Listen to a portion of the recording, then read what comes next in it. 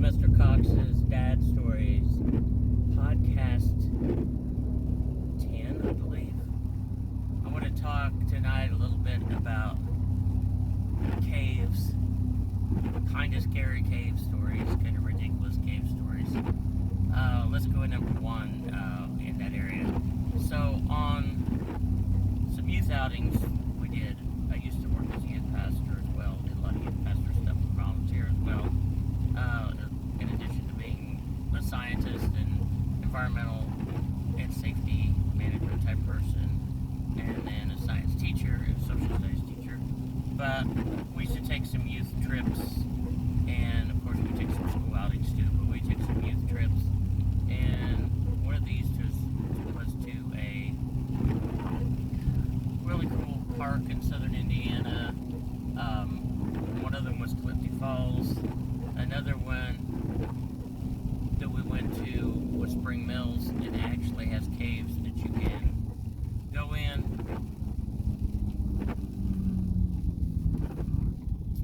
Some of them for no price other than the price of getting into the park. Other ones you have to pay to ride in a boat. Let me tell you first about the boat one. There's one of them that you could ride in a boat, and they're made for like 7 or 8 people. They're kind of canoe shaped in a way, but they're metal boats. They're more squared off and long and made for, like I said, several people. But with this type of setup, there's certain hours and days that they take you in the cave, and of course the water's about 40 degrees right in there somewhere. Very cold. The cave's around about 50 degrees or something in the inside. And we're we're in line. Half our youth group got on one boat, went, and then they said they're getting ready to park to shut the ride or whatever you want to call it, the cave tours.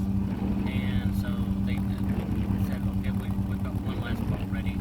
There are about 9 of us, and the thing is, none of the 9 of us that I recall were light or small. So a boat is made for 7 or 8 average sized people. Most of us, if not all of us, on this boat ride are tall. Most of us carry far more than the average weight. Some of us a lot more than the average weight. Some of us quite a bit more than the average height. And they put us on this boat to get us in there. And I've been used to boats, canoes, speedboats, rowboats, whatever have you. All my life been in boats. And I'm not scared of them. I canoed a lot. Never flipped a canoe. The only time I've been in a canoe flipped each was when somebody with me did it. Otherwise, I never had that problem. But in this boat, I was scared. I think most everybody in the boat was scared. We had a really tall person, and they were more than average weight too. They giggled all through the ride and kept tipping and looking in the water. Oh, I think I see this. Every time you did, the boat would tip really bad. This boat was very tippy. And then everybody would yell at him to sit still, and he'd laugh and giggle real loud, and then he'd do it some more. And so everybody's just yelling at him. One of my friends on the boat ride was the pastor's daughter, and she's praying as loud as she could. And it's really loud and really fast because she's scared to death. And we're all scared. And we're back in there, and when we get to the back part where you got to turn around, and they had to pass a light to the person in the back, which I was the person in the back with the light, and help see. So the tour guide just ran. Well, before we get there, she's freaked out because she thinks we're all going to die too. And she's like, I have the authority to turn this boat around. Someone's back there, and I said it, not real loud, but loud enough. Please do. We want to turn the boat around. It was too much. I've been a swimmer all my life, except been in boats, water, and felt that I could take care of myself pretty well. But this is 40. It might have been 50 degree water, but I think it felt more like 40 degree water. You can't last long in it, and even a good swimmer is going to have a struggle in that. And I knew we had people with us that were not in good shape, and probably those who didn't know to swim, and it was freaky. Right?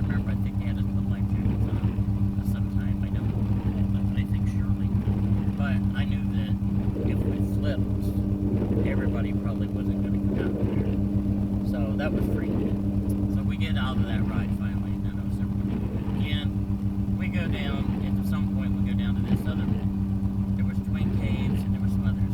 We go down to this one cave and we're crawling way back in this tunnel. Some of us, a lot of the adults had sense not to do that. I took a bunch of teens and preteens and went back in there and put them back in there. Well, you're walking first, then you're stooping over, especially me, you know, the kids are lower, you know, it didn't bother them as much. Then I'm down, because I'm like 6'2", on my hands and knees crawling because it keeps getting more and more narrow. In the same cave, like years before this, my cousin got stuck when he was spelunking, which you're like exploring caves, and he couldn't go forward or backwards. He was stuck in the waist, and they had to call in a whole rescue team. I'm sure it was embarrassing, but if you're in that situation, and see, I'm not very claustrophobic, but I started getting really claustrophobic because it got to the point I couldn't turn around. We'd had to back out. You know, we got on back in there. There were some teenagers that weren't with our group that was smoking weed and smoking a ton left, but well, it was getting too narrow. We decided to turn around, and we couldn't do it. And he couldn't stand up, and the kids behind us are laughing and stuff. But I had this whole group of people behind me following me very closely, and I knew, like, if I panicked, I couldn't just make everybody back up. It's going to take a process, so I was starting to get claustrophobic and freaked out. But we finally got backed up and got out of there. I found a salamander was back there. We found an opening that went up to the top, and you could come out and look over the trail and see the other part of our group back there that didn't go down the tunnel with us, so we waved at them. And I climbed down. I started saying clump, but that's not English. Most of our group didn't do that. There were a few of us that were brave souls who went, climbed down over it, and it was really kind of dangerous. So there's a river coming out of this cave system. Pretty cool water, and a few of us are getting our flashlights we brought with us, and we're wading in the river. It had been pretty warm outside, you know, so we've been hot. Actually, earlier when some of the youth and I had run trails, and so at this point we're like coming out of this cave and wading through there, and it's not very deep at all, but I dropped my flashlight and I found it down in this pocket of water, and I'm going down there to get it, you know, and the water's flowing, and I've been around rivers and stuff all my life, worked for DNR and I worked for some private companies, working in aquatic biology for years, and pretty well handled myself in water, but this flowing cold water, there's moss on the rocks. The rest of the group gets out by now, and I'm walking on down here, you know, having a good time. And somebody in our group said to me, my name said, "Hey, you better watch out you don't slip." And I'm like thinking to myself, "Yeah, right, I'm fine." So pretty soon, they're all watching me. My feet went out from under me. I felt my head hit, boom, and it hurt. And I'm like going down the water, and thankfully it didn't knock me out and drown me or something. The water wasn't very deep, but they're all watching me, and it really, you know, it's funny since I didn't die or nobody, you know, but all going down the water like this, and they said that's how it went. They said they hurt my hand, sounded like a watermelon hit, and then they just watched me go down the river like that, and they're trying to figure out how they rescue me or something, but, you know, thankfully I got straightened up on down there and stopped and was able to get up and out of the water. But, that was one cave experience. There's another cave system that we took the youth to, and I've been to before that with my parents when I was a kid a few times, over in Ohio called the Ohio Caverns. It's a nice little cave, fun to go to. But here I've got to tell you something. You cannot catch lice from bats. Can't do it. It's a separate species.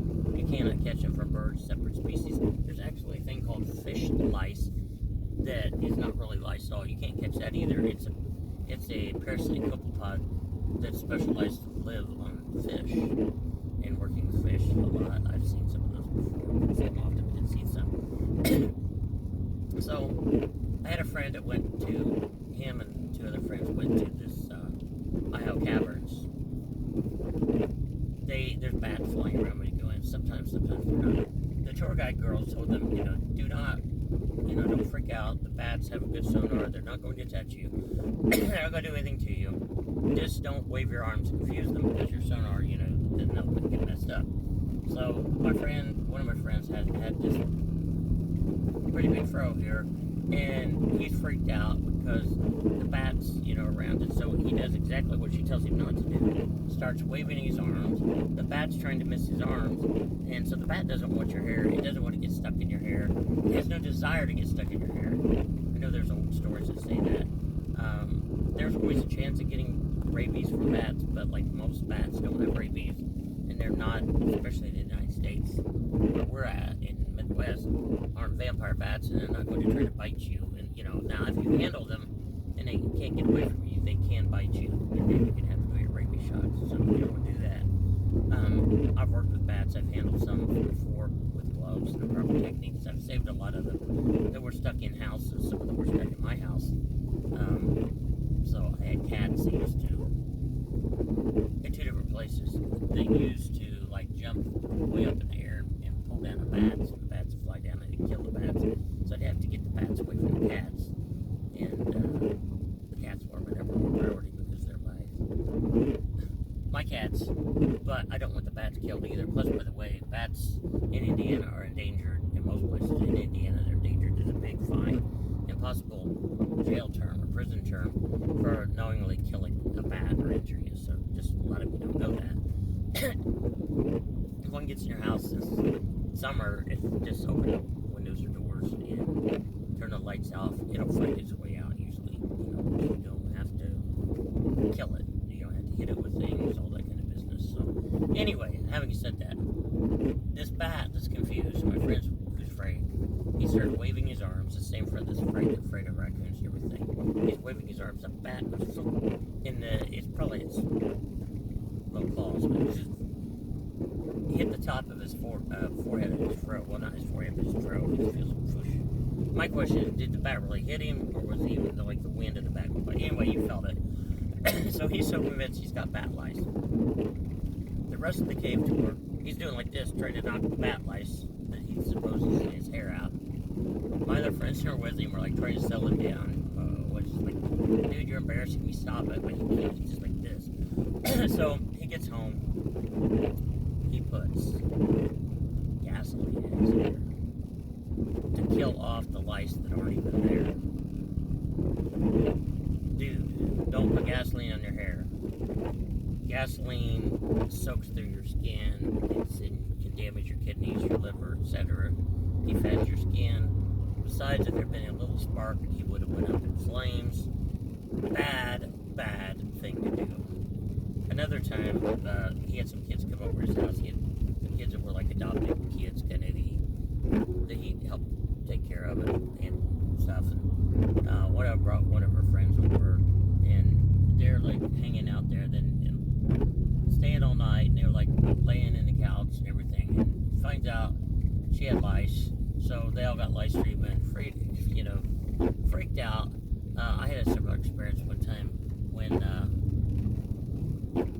a kid that was around me all the time had got lice, and they'd been, sat in my car, we'd go roller skating, all kinds of places. Found out they had lice, and I've been playing basketball with them and stuff, and, kind of close contact with them, but, not that. But I freaked out too. I mean, I wasn't gonna put gas in my hair, but I got this anti-lice sprays. I give myself a spray treatment, not with the lice spray, but with the regular de-licer stuff, just in case. I sprayed the car down and all that business. Probably exposed myself to more dangerous chemicals than ever needed to be. But that's different than bat lice. You cannot catch bat lice. You can catch human lice. Pretty much anything else that has lice, other species of things, you can't catch it. So don't freak out about that. There's probably more cave stuff that I can think of when I get a chance, but, oh, here's one more thing. One time, this is just weird, this isn't really scary. This is weird.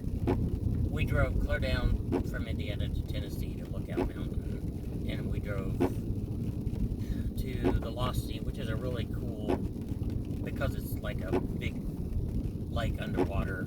They say they've never found the bottom of it, but I think they